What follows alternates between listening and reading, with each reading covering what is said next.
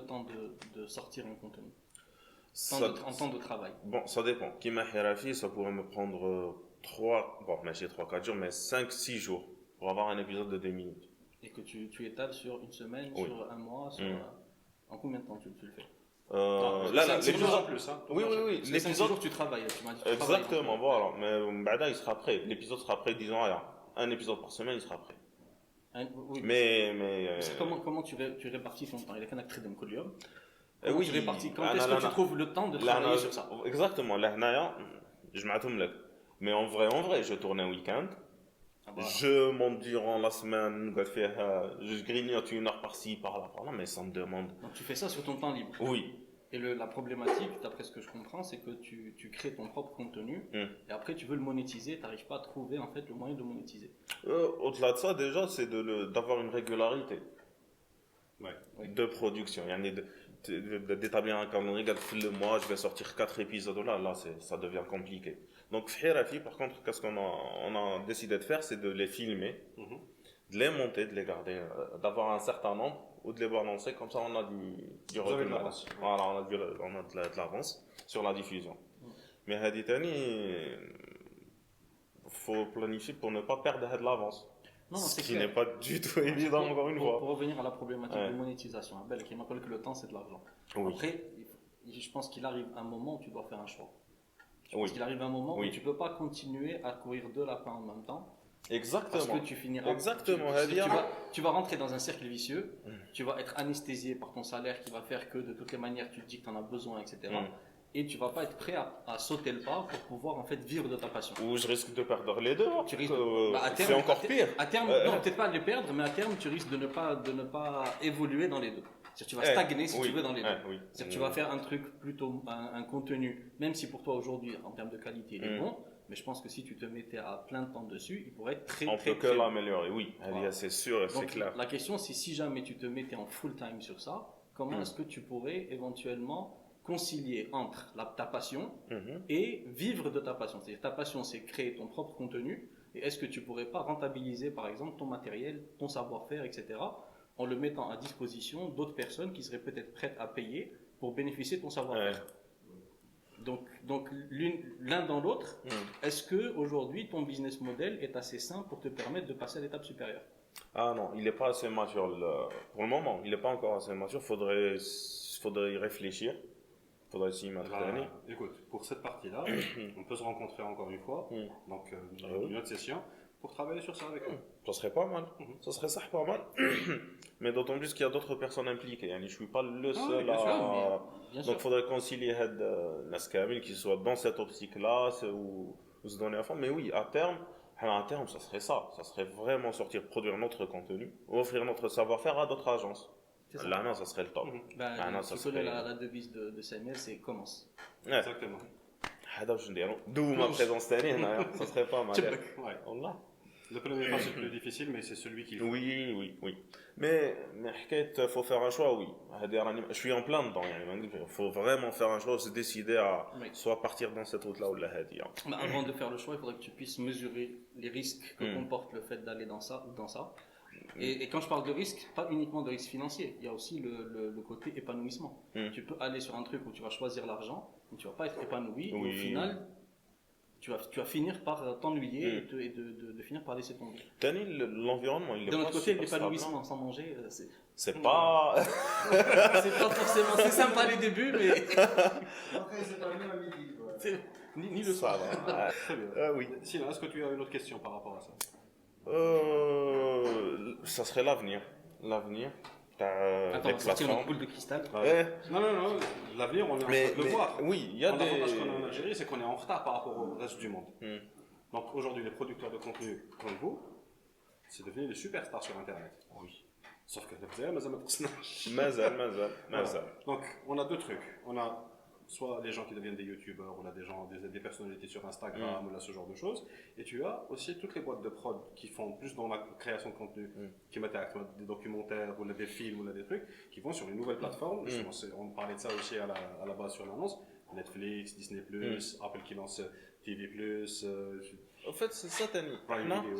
Ce qui se fait à l'étranger, c'est qu'il y a des plateformes qui garde les créateurs fin internet. Les créateurs d'internet ils يروحوا la télé.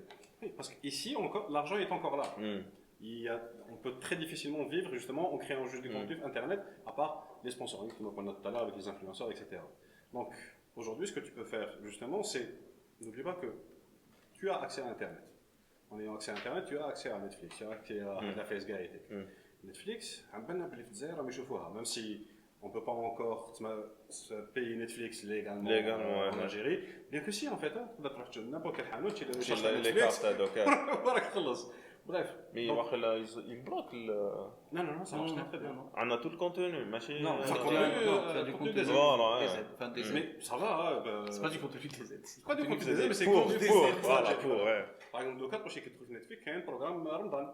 Donc avec les séries, tu as l'Égypte, tu as la Turquie, des trucs de l'Arabie, des trucs en français, des trucs en anglais, etc. Bref. Ça te coûte rien de contacter Netflix. J'ai une série de reportages. Si ça vous intéresse, tu vois. Je connais des gens, rien à voir avec la prod, mais qui ont vendu des designs de Tahwaïj à des marques comme Zara, comme des marques de prêt-à-porter internationales. Ensuite, il y a le côté légal de l'histoire, parce que sortir une caméra al barra ou là, on est super limité. Ouais. C'est pas évident pour quelqu'un qui a des idées ou là, parce qu'il se retrouve très vite bloqué. Ouais. Il y a des autorisations à avoir, etc. Ça, par contre, pour moi, c'est pas plus des problèmes que des réalités. Je sais que j'ai des murs, je vais pas pouvoir passer à travers le mur, c'est un fait. Maintenant, je te fais mes bras, c'est un fait. Donc, ça, tu intègres ça dans ton process. Je peux pas faire ça, donc quelles sont les possibilités qui me restent? Soit je peux me débrouiller pour avoir les autorisations, soit c'est contourner. On est spécialiste en hacking. Mais il faut dire que pour un créateur de contenu, il y a pas mal de barrières. Il y a pas mal de barrières. On le sait, ça va se lever un jour. On parle tout le temps de e-payment, pour moi c'est un faux problème. Aujourd'hui, qu'est-ce que tu peux faire avec ces problèmes-là? L'imagination, tu pourras faire plein d'autres trucs. On l'espère, parce que quand tu sais qu'à l'étranger, une personne physique et normale peut demander une autorisation, il faut être une entreprise. Je vois pas où elle est déjà. Voilà, tu ne peux pas avoir un point des aides si tu n'es pas une entreprise. Déjà, voilà, c'est des faux problèmes, mais il faut de la persévérance. C'est ça. Donc, c'est bon, c'est un fait. Il faut l'accepter. Ou trouver des... Exactement. Donc, voilà, si vous avez des questions,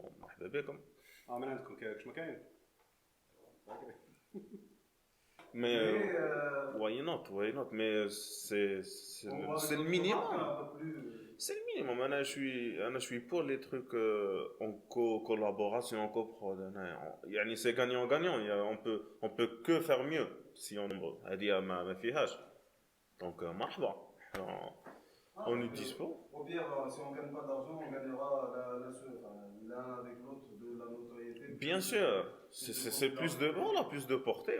C'est ce qu'on recherche en premier lieu. C'est pas de l'argent, mais c'est plus déjà de percer à tout cet océan de contenu. Parce que non seulement on se concurrence dans un contenu local, mais il faut dire qu'on a fait les autres contenus, t'as le kharj. Donc c'est un petit peu gratifié, ce qui se passe ailleurs pour un petit peu. Non, on n'est pas en concurrence entre nous, on est en concurrence avec le contenu énorme qui nous vient d'ailleurs. Exactement, c'est ça. Voilà, on consomme de la vidéo américaine, française, l'Égypte, Tunis. Ça qui est sur YouTube, tu vois par exemple quand une vidéo parle de l'Algérie et qu'elle est partagée sur YouTube, qu'elle est partagée sur Facebook, les gens se ruent dessus. On est tellement en manque de contenu local, de contenu .dz. C'est-à-dire tu vois des gens qui parlent comme toi, qui pensent comme toi, tu vois des endroits que tu as l'habitude de voir ou que tu connaissais pas et tu sais que c'est dans ton pays.